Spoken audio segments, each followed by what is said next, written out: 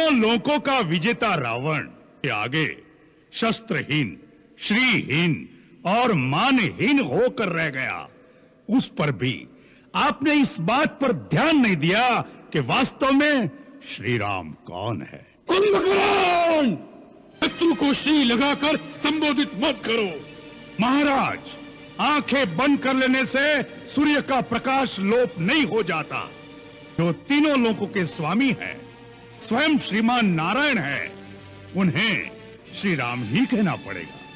भैया, शायद आप ये भूल गए हैं कि श्री राम से कई पीढ़ियां पहले इक्ष्वाकु वंश के एक राजा ने आपको श्राप दिया था कि जब स्वयं श्रीमान नारायण हमारे कुल में अवतार लेंगे, तब वह उसी न रूप में आपका विनाश करेंगे।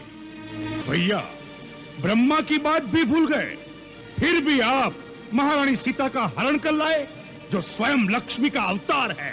हमें अपनी बहन के अपमान का बदला लेना था। हमारे भाई के वध का प्रतिशोध क्या हमारा कर्तव्य नहीं था?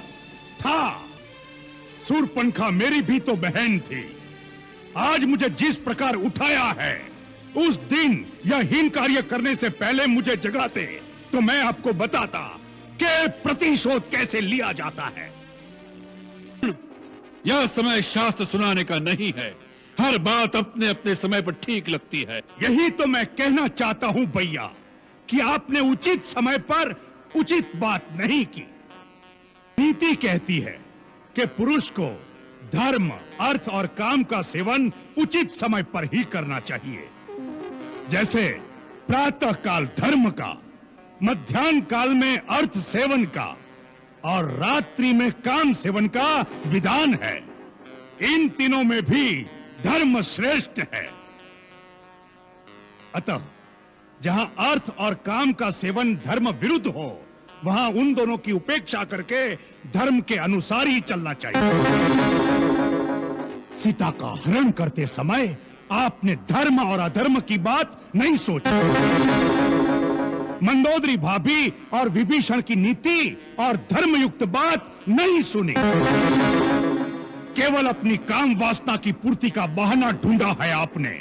इसी का यह फल है जो आज सारे लंकावासी भोग रहे हैं। तय कर लो कि तुम्हारा अपनी जाति के प्रति, अपने भाई के प्रति कुछ कर्तव्य है या नहीं। सोच लो, रावण के कारण ही सही, परंतु रावण के साथ राक्षस जाति का विनाश हो जाए, यह तुम्हें स्वीकार है या नहीं?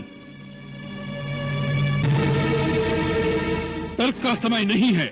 यदि मन में कोई संशय है, यदि कर्तव्य का पथ साफ दिखाई नहीं देता, तो युद्ध में जाने से कोई लाभ नहीं। जाओ, जाकर सो जाओ। रावण को अपनी आन निभाना और शान के साथ जीना और मरना दोनों आते हैं। जाओ।